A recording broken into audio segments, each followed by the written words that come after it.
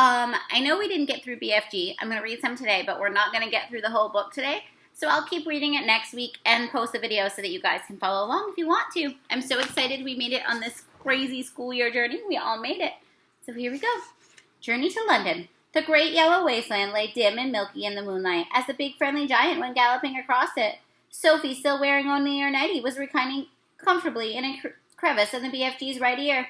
She was actually in the outer rim of the ear, near the top, where the edge of the ear folds over, and the folding over bit made a sort of roof for her and gave her a wonderful protection against a rushing wind.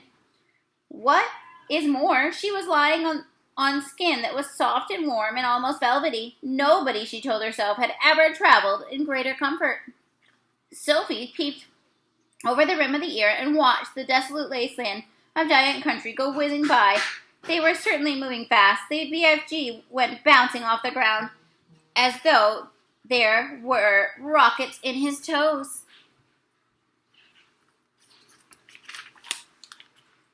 And each stride he took lifted him about 100 feet into the air. But he had not yet gone into the whizzing top gear of his when the ground became blurred by the speed of the wind, howled by and his feet didn't seem to be touching anything but air. That would come later. Sophie had not slept in a long time. She was very tired. She was also warm and comfortable. She dozed off. She didn't know how long she slept, but when she woke up again, she looked out of the edge of the ear, and the landscape had changed completely. They were in green country now, with mountains and forests. It was still dark, but the moon was shining as brightly as ever. Suddenly, without slowing his pace, BFG turned his head sharply to the left. For the first time during the entire journey, he spoke a few words. "Look, quick, quick, over there," he said, pointing his long trumpet. Sophie looked in the direction he was pointing. Through the murky darkness she saw at first was a great cloud of dust about 300 yards away. "Those is the other giants all galloping back home after their guzzle," the BFG said. When Sophie saw them, in the light of the moon, she saw all 9 of those monstrous half-naked brutes thundering across the landscape together. They were galloping in the back, their necks craned forward, their arms bent at the elbows, and worst of all, their stomachs were bulging. The strides they took were incredible. Their speed was unbelievable. Their feet pounded and thundered on the ground and left a great sheet of dust behind them. But in 10 seconds, they were gone. "A lot of little girlsies and boysies is no longer sleeping in their beds tonight," the BFG said. Sophie felt quite ill, but this grim encounter made her more than ever determined to go through with her mission. It must have been an hour or so later that the BFG began to slow his pace. "We is in England now," he said suddenly.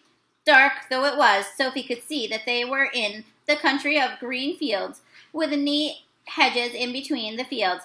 There were hills with trees all over them, and occasionally there were roads with the lights of cars.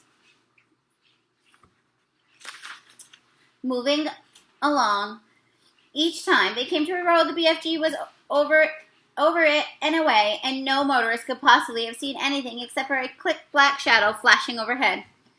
All at once, a curious orange-colored glow appeared in the night sky ahead of them. "We is coming close to London," the BFG said. He slowed to a trot. He'd been looking around cautiously. Groups of houses were now appearing on all sides, but there was still no lights in their windows. It was too early for anyone to be getting up yet. "Someone's bound to see us," Sophie said. "Never is they seeing me," the BFG said confidently. "You is forgetting that I is doing this sort of thing for years and years and years. No human being is ever catching even the smallest wink of me." "I did," Sophie whispered. "Ah," he said. "Yes, but you was the very first." During the next half hour, things moved so swiftly and so silently that Sophie, crouching in the giant's ear, was unable to understand exactly what was going on. They were in streets. There were houses everywhere. Sometimes there were shops. There were bright lamps in the streets, and there were quite a few people around, and there were cars with lights on, but nobody even ever noticed the BFG. It was impossible to understand quite how he did it. There was a kind of magic in his movements. He seemed to melt into the shadows. He would glide, that was the only word to describe his way of moving. He would glide noiselessly from one dark place to another, always moving, always gliding forward through the streets of London, his black cloak blending with the shadows of the night. It is quite possible that 1 or 2 late night wanderers might have thought they saw a tall black shadow skimming swiftly down the murky side street, But even if they had, they would never have believed their own eyes. They would have dismissed it as an illusion and blamed themselves for seeing things that weren't there. Sophie and the BFG came to at last to a large place full of trees. There was a road running through it and a lake. There were no people in its place, and the BFG stood for the first time since they had set out from the cave many hours before. "What's the matter?" Sophie whispered underneath her breath. "I is a bit of a puddle," he said. "You are doing marvelously," Sophie whispered. "No, I isn't," he said. "I is now completely boggled. I is lost." "But why?" "Because we is meant to be in the middle of London, and suddenly there is green pasture." "Don't be silly," Sophie whispered. "This is the middle of London. It's called Hyde Park. I know exactly where we are." "You was joking." "I am not. I swear I'm not. We're almost there." "You mean we was nearly at the Queen's Palace?" cried the BFG. "It's just across the road," Sophie whispered. "This is where I take over." "Which way?" the BFG asked. "Straight ahead." The BFG trotted forward through the deserted park. "Now stop." The BFG stopped. "You see that huge roundabout ahead of us?" "Just outside the park," Sophie whispered. "I see it. That's Hyde Park Corner."